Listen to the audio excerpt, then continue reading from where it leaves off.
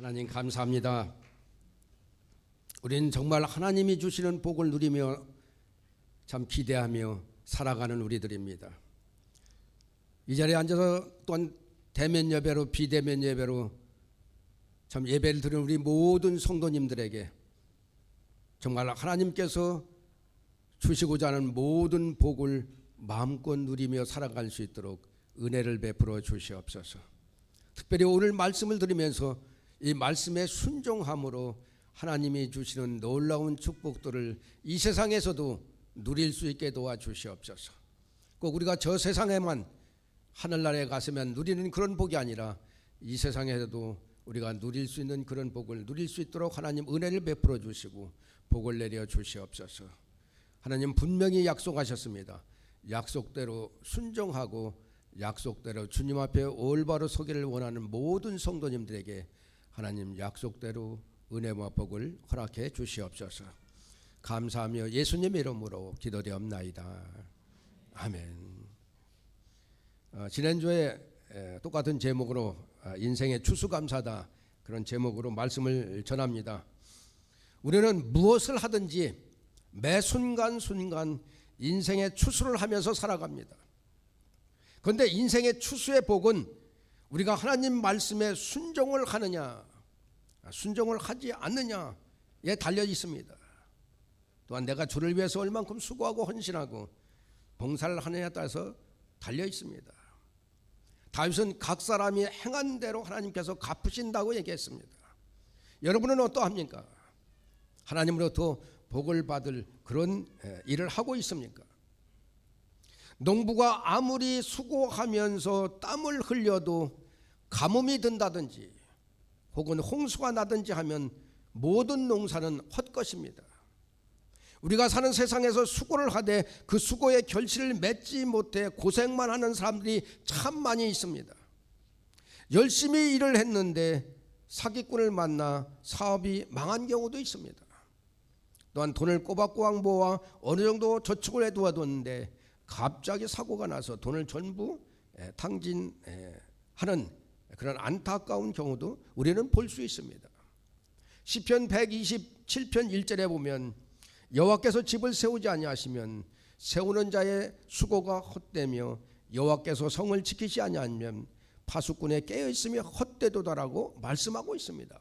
그렇습니다. 우리가 추수를 위해서 열심히 수고하는 것은 우리의 마땅한 본분입니다. 그러나 수고하고 노력하는 사람들이 다 수고의 결실을 거두는 것이 아니라는 사실을 우리는 잘 알고 있습니다. 하나님이 복 주시는 자가 아니면 수고의 결실을 얻을 수 없는 것입니다. 그러므로 성도들은 열심히 수고하며 땀을 흘리되 우선 하나님께서 우리에게 복 주시도록 하나님과 바른 관계를 정립해야 됩니다. 물론 하나님과의 바른 관계는 하나님 말씀에 순종할 때 이루어지는 겁니다. 진정으로 우리가 하나님과의 바른 관계를 계속해서 참 땀 흘려 수고함으로 참 풍성한 추수의 열매를 맺는 우리 성도님들 되기를 예수님의 이름으로 축원합니다. 지난주에 이어서 같은 본문으로 말씀을 이렇게 드립니다. 첫째는 우리의 복 중에 최고의 복은 하나님의 이름으로 일컬음을 받는 성민이 되는 것이다. 하나님의 선택된 백성이 되는 거라는 거예요. 본문 9절에서 10절에 보면 이스라엘이 여호와의 명령을 지켜 그 길로 행하면 이스라엘을 세워 하나님의 성민이 되게 하시겠다고 말씀합니다. 또 세계 만민이 이스라엘을 두려워하게 될 것이라고 말씀합니다. 여기서 여호와의 이름이 너를 위하여 불리는 것이라는 말은 내 위에 여호와의 이름을 두고 부른다 이런 뜻입니다. 이는 여호와의 명성과 권위를 이스라엘 위에 머물게 하겠다는 것입니다. 마치 왕의 자녀가 왕의 이름으로 인해서 명성과 권위를 부여받는 것처럼 말입니다. 이렇게 볼 때 여호와의 이름으로 일컬음을 받는 성민이 되는 것이야말로 가장 영광스러운 최고의 복임을 알 수 있습니다. 그렇습니다. 하나님의 이름으로 일컬음을 받는 그의 거룩한 백성이 되는 것처럼 복된 일도 없습니다. 사실 본문에서 언급되고 있는 다른 복들은 참 이스라엘이 여호와의 백성이 되는 복에 비하면 부차적인 것이고 부수적인 것의 일부분일 뿐입니다. 성경에서 복은 물질적이고 현세적인 차원의 복과 영적이고 내세적인 차원의 복이 있습니다. 그런데 현세적인 차원의 복은 내세에서 누리게 될 영적 차원의 복의 그림자에 불과한 것뿐입니다. 하나님께서 순종하는 자들에게 이 땅에서 내리신 복은 장차 하늘나라에서 받을 참된 복의 실체를 소망하고 바라보도록 격려하는 차원일 뿐입니다. 현세적인 것만이 복의 전부라면 이 땅에서 믿음으로 살면서 고난을 당하는 사람들의 삶을 도무지 설명할 수 없는 것입니다. 하나님께서 우리에게 진정으로 주고자 하는 복은 영원하고도 절대적인 것입니다. 그러기에 우리는 그 복의 실현을 아직 눈으로 보지 못하고 있습니다. 그러니 우리가 그분의 거룩한 백성 곧 하나님의 이름으로 일컬어지는 성민이 되었다는 것은 미래에 받을 복에 대한 확실한 보장이나 다름이 없는 것입니다.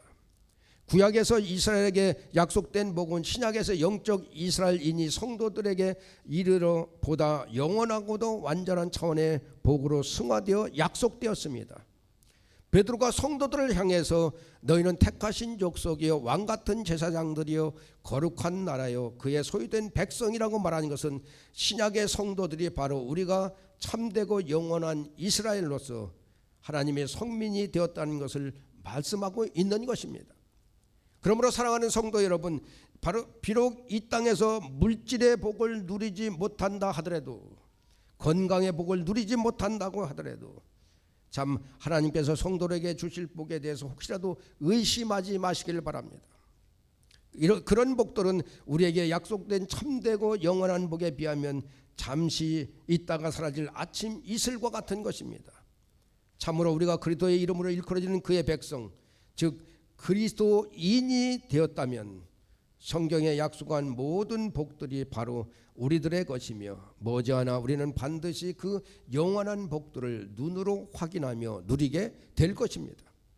에베소서 1장 3절에서 5절에 보면은 찬송하리로다 하나님 곧 우리 주 예수 그리스도의 아버지께서 그리스도 안에서 하늘에 속한 모든 신령한 복을 우리에게 주시되 곧 창세 전에 그리스도 안에서 우리를 택하사 우리로 사랑 안에서 그 앞에 거룩하고 흠이 없게 하시려고 그 기쁘신 뜻대로 우리를 예정하사 예수 그리스도로 말미암아 자기의 아들들이 되게 하셨으니라고 말씀합니다.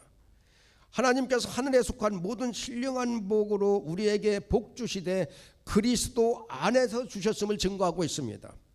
성도는 그리스도 안을 벗어나서는 아무것도 생각할 수 없는 것입니다. 이 말씀처럼 우리가 누리는 모든 복은 예수님을 통해서 온다는 것을 말씀하고 있는 것입니다. 그렇다면 누가 성도고 누가 그리스도인입니까? 그저 성경책만 끼고 교회를 왔다 갔다 한다고 해서 그리스도인이 아닙니다. 세례를 받고 어떤 직책을 맡았다고 다 그리스도인이 아닙니다. 모든 복이 그리스도 안에 있음을 분명히 믿고 고백하는 사람이 그리스도인인 것입니다. 성경은 하나님 아버지께서 모든 충만으로 예수 안에 거하게 하신다고 말씀하십니다. 하나님의 능력이 그리스도 안에서 역사한다고 가르치고 있습니다. 또한 예수님 자신만이 길이요 진리요 생명이라고 말씀하셨습니다. 우리가 타종교와의 대화할 수 없는 이유가 여기에 있습니다. 만일 다른 곳에도 길이 있고 다른 곳에도 복이 있고 다른 곳에도 생명이 있다면 우리는 얼마든지 다른 구원의 길을 제시한다는 타종교와 대화할 수 있습니다. 그러나 그리스도 밖에는 구원이나 생명이나 복이 없습니다. 그러므로 사랑하는 성도 여러분, 우리는 모든 복이 그리스도 안에만 있음을 믿고 확신하기를 예수님 이름으로 축원합니다. 그러할 때 택함 받은 성민으로서 마땅히 받아야 할 복을 하나님께서 주시는 겁니다. 그리스도 안에. 둘째는 하나님께 복을 받은 성도들은 세상 사람들에게 두려움이 대상이 됩니다. 10절에 보면 땅의 모든 백성이 여호와의 이름이 너를 위하여 불리는 것을 보고 너를 두려워하리라 그랬어요. 이처럼 세계 만민이 이스라엘 백성들이 여호와의 이름으로 일컬어지는 것을 보고 이스라엘 백성들을 두려워하게 된다는 것은 그들이 이스라엘 백성들에게 주어지는 하나님의 은혜와 복을 통하여 하나님이 얼마나 큰 위엄과 능력을 지니신 분이신지를 깨닫고 하나님을 두려워하게 된다는 사실을 전제로 한 말씀입니다. 즉 세계 만민은 이스라엘 백성들에게 주어지는 실로 놀랍고도 큰 은혜의 복을 통하여 하나님의 크신 능력과 위엄을 깨닫고 그 크신 능력과 위엄을 지니신 하나님의 이름으로 일컬어지는 이스라엘 백성들을 두려워하게 될 것이라는 말입니다. 이처럼 하나님의 백성이 하나님의 복을 받게 될 때 세상 사람들은 하나님의 백성을 두려워하게 됩니다. 왜냐하면 세상 사람들은 그 주어진 복을 통하여 하나님의 크신 능력과 위엄을 보기 때문입니다. 즉 하나님의 백성에게 주어지는 복을 통하여 하나님의 크신 능력과 위엄을 보게 되면 자연적으로 하나님을 두려워하게 되고, 그렇게 되면 또 당연히 그의 백성된 자들도 두려워하게 된다는 것입니다. 성경은 이와 같은 사실을 분명하게 보여주고 있습니다. 창세기 26장에 나오는 이삭을 보시기 바랍니다. 그는 단지 한 가정의 가장으로서 많은 군대도 또 특별한 무기도 갖추고 있지 않았습니다. 하지만 하나님께서 그에게 복을 내리시니 블레셋 왕 아비멜렉까지도 그를 두려워하였고, 그래서 이삭과 화친을 맺기 위해서 그에게 직접 나와야만 했던 것입니다. 또한 다윗은 어떠했습니까? 그는 이스라엘의 작은 소 베들레헴 출신으로 한낱 양치기에 불과했지만은 하나님께서 그와 함께 하시며 그에게 복을 내리시니 온 이스라엘을 다스리는 권세를 지닌 사울까지도 그를 두려워할 수밖에 없었던 것입니다. 어디 이뿐입니까? 느헤미야의 모든 대적들은 하나님께서 느헤미야와 함께 하시며 그에게 복을 주심으로 인해서 느헤미야를 두려워했다고 합니다. 사도행전 2장 43절에 보면은 초대교회 시대의 예루살렘의 거민들은 하나님께서 초대교회에게 부어주시는 놀라운 능력과 은혜를 인해서 그 초대교회에 속한 모든 사람들을 두려워했다, 이렇게 말씀하고 있습니다. 그렇습니다. 하나님께 복받은 하나님의 백성들은 세상 사람들에게 두려움의 대상이 됩니다.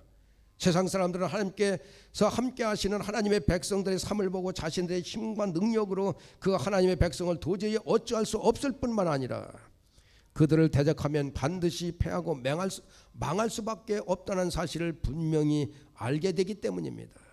따라서 복받은 하나님의 백성은 세상에서 그 어떤 두려움도 없이 항상 당당하게 살아갈 수 있는 것입니다. 그렇다면은 우리는 지금 우리의 삶은 어떻습니까? 과연 우리들의 삶이 복받은 하나님의 백성의 삶이라고 말할 수 있겠습니까? 세상 사람들이 우리의 삶을 통하여 하나님의 능력과 위엄을 보고 그 하나님의 백성된 우리들을 두려워하고 있습니까? 아니라는 것입니다.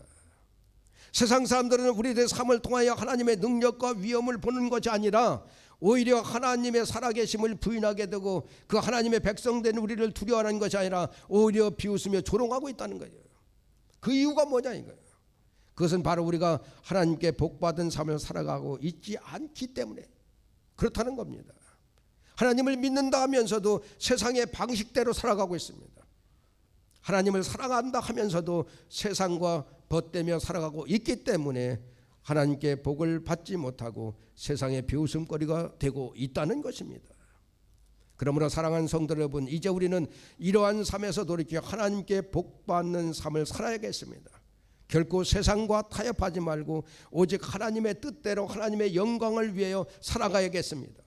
그럴 때 하나님께서는 반드시 우리에게 복을 주셔서 우리로 하여금 하나님의 크신 능력과 위엄을 나타내는 삶을 살아감으로 정말 세상이 우리를 두려워하는 그런 삶 사는 삶을 사기를 예수님의 이름으로 축원합니다.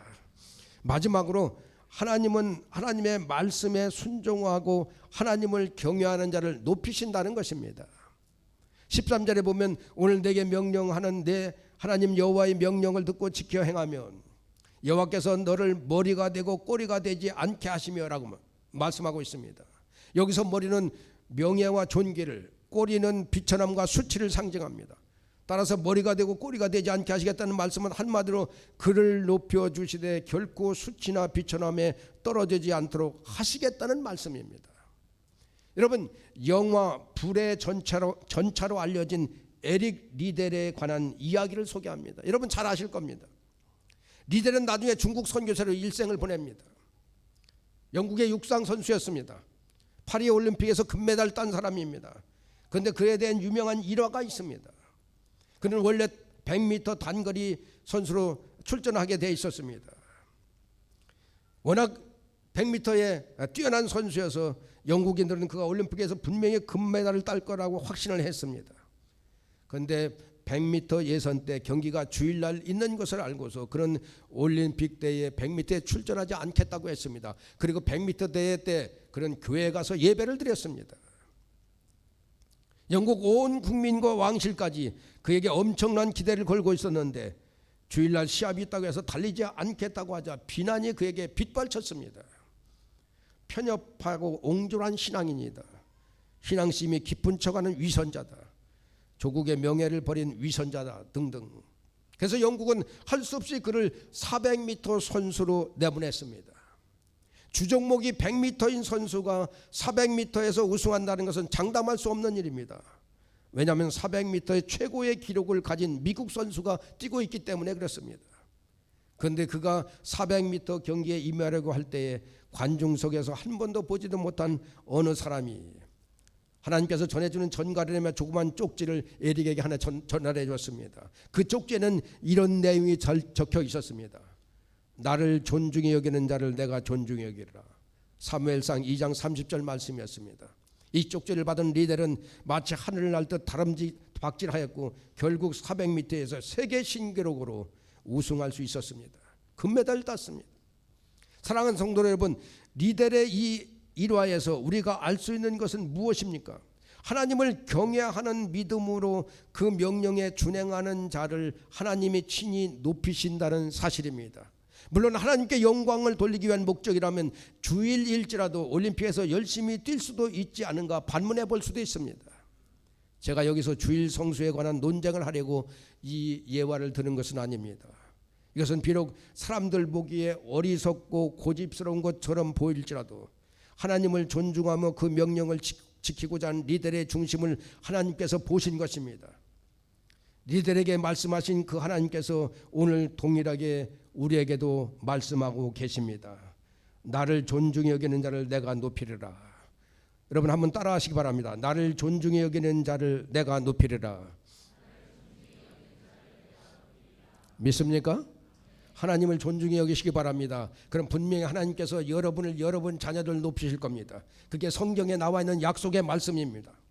참으로 하나님께서는 하나님을 경외하는 사람이 꼬리가 되도록 방치하지 않는다는 겁니다. 반드시 그를 높여서 머리가 되게 한다는 것입니다. 그러한 의미에서 여러분 자녀가 공부한다는 핑계로 우리는 자녀들이 주일 성수를 어기는 것을 당연시 여기고 있지는 않습니까? 여러분 하나님이 보실 때 어떻게 생각할 것 같습니까? 사랑하는 성도 여러분, 세상 사람들 눈에는 비록 어리석게 비칠지라도 그 중심에 하나님의 명예를 높이고자 하는 사람을 하나님께서 친히 높이실 것입니다. 하나님의 명예에 자기 이름을 거는 자를 어떻게 하나님께서 세상 꼬리가 되도록 만들겠습니까? 그러므로 우리는 진정으로 하나님의 명령을 듣고 행하여 하나님을 높이는 데 힘쓰시기 바랍니다. 여러분이 하나님을 높이면 하나님이 여러분을 높이고 여러분 자녀들을 높이실 겁니다. 이것이야말로 진정한 인생의 추수인 것입니다. 이것이 인생의 추수입니다. 잠언서 4장 8절에 이렇게 말합니다. 그를 높이라. 그리하면 그가 너를 높이 들리라. 만일 그를 품으면 그가 너를 영화롭게 하리라고 말씀합니다. 다윗은 바로 하나님을 지극히 높이기를 원하고 하나님의 사랑과 은혜를 구한 삶을 살았습니다. 하나님의 법궤를 오벳 에돔의 집에서 다윗성으로 가져올 때 다윗은 왕의 신분임에도 불구하고 하나님 앞에서 뛰놀며 춤추었습니다. 심지어 옷이 벗어질 정도로 춤을 추었습니다. 이는 왕의 위신과 채통, 참 명예, 체면을 생각한다면 행할 수 없는 일이었습니다. 그러나 다윗은 누가 비웃든 말든 자신의 몸짓, 자신의 마음에 담긴 춤, 하나님을 향한 감격과 감사의 찬양으로 하나님을 높이기만 한다면 그보다 더 낮아지고 천하게 보여도 상관이 없다고 생각했습니다. 사랑하는 성도 여러분, 이처럼 하나님을 높이고 하나님을 그 어떤 것보다 소중히 여기고 하나님을 높여드린 다윗, 자기의 체면치레나 위신에 대해서는 아랑곳하지 않고 오로지 하나님만 높이고 구한 다윗이 그럼 비천하게 되었습니까? 아닙니다. 그는 누구보다 높은 자, 영예로운 자, 하나님 앞에 존귀하고 하나님 마음에 합한 자, 곧 하나님 마음에 소중한 자로 자리를 잡았던 것입니다. 사랑하는 성도 여러분, 여러분은 인생에서 무엇을 우선순위로 꼽습니까? 참 내 인생에서 가장 소중한 것은 무엇입니까? 하나님을 최우선순위로 꼽고 그분과 참 그분의 뜻과 말씀을 구하며 살아가고 있습니까? 이 질문이 여러분에게 하는 질문이지만 동시에 저한테도 하는 질문인 것입니다. 하나님을 최우선으로 꼽는다고 당당하게 대답하는 저와 여러분 되시기를 예수님의 이름으로 축원합니다. 하나님을 추구하며 하나님을 높이는 데 여러분의 모든 것을 걸 수 있습니까? 그 같은 삶을 추구하며 살아가는 자가 참된 성도며 하나님을 기쁘시게 하는 자인 겁니다. 하나님은 그 같은 삶을 사는 자에게 하나님의 기쁨과 복이 어떤 것인지를 체험하게 할 것입니다. 또한 그런 사람을 높여서 영광스러운 자리에 앉게 하실 것입니다. 이런 추수의 복이 여러분과 여러분 자녀들에게 임하기를 예수님의 이름으로 축원합니다. 믿습니까? 모든 영광과 존귀와 찬양과 경배를 하나님께 드리시기 바랍니다. 믿습니까? 그러면 여러분이 기도하는 것보다, 여러분이 생각하는 것보다 더 크게 더 넘치게 하나님은 복을 주실 그런 능력이 있습니다. 믿습니까? 예. 여러분, 이것이 우리의 신앙 고백인 겁니다. 예. 우리는 하나님 말씀에 순종하기를 제대로 하지 않습니다. 내 편한 대로 신앙생활을 합니다. 여러분, 다윗이 어떻게 신앙생활을 했습니까? 하나님 제일주의로 살았습니다. 하나님 명령이라면 끝뻑 죽었습니다. 자기가 왕권을 가지고 있지만 하나님 말씀에 순종했습니다. 왕권을 마음대로 휘두른 게 아닙니다. 하나님이 뭐라고 말씀하시는 걸 봤습니다. 하나님 말씀에 순종했습니다. 그런데 우리는 어떠합니까? 여러분, 하나님만 존귀케 높이기를 주님의 이름으로 축원합니다. 하나님을 우선 생각하시기 바랍니다. 하나님 제일주로 사시기 바랍니다. 그러면 여러분이 기도하는 것보다, 여러분이 기도하는 그것보다 더 크게 역사하시고 여러분이 생각하는 것보다, 아니 상상 이상의 복을 하나님께서 내리십니다. 이런 복을 받는 우리 모두 되기를 예수님의 이름으로 축원합니다. 우리 다 같이 기도하겠습니다. 하나님, 그렇습니다. 하나님은 분명히 말씀하셨습니다. 내가 은혜를 베풀 자에게 은혜를 베풀고 내가 긍휼히 여길 자에게 긍휼을 여기지 아무한테나 은혜를 베풀고 아무한테나 긍휼히 여기지 않는다고 말씀하셨습니다. 이 자리에 참석한 우리 성도님들, 대면 예배, 비대면 예배 드리지만은 모두 하나님께만 존귀와 영광과 찬양을 드릴 수 있게 도와주시옵소서. 오직 하나님 말씀만 순종할 수 있게 도와주시고 하나님을 존귀케 하고 하나님이 제일 우선이라는 것을 생각하고 살아갈 수 있게 도와주시옵소서. 그러므로 하나님의 은혜가, 하나님의 긍휼하심이 우리에게 임할 수 있게 도와주시고 우리가 기도하는 것보다 더 크게, 참 우리가 생각하는 것보다 더 풍성하게 하나님께서 우리에게 복을 내리는 그 복을 누릴 수 있도록 역사해 주시옵소서. 하나님 감사합니다. 브리스번 한인 중앙장로교에 속한 모든 성도님들이 이런 복을 마음껏 누릴 수 있도록 은혜를 베풀어 주시옵소서. 감사하며 예수님의 이름으로 기도되옵나이다. 아멘.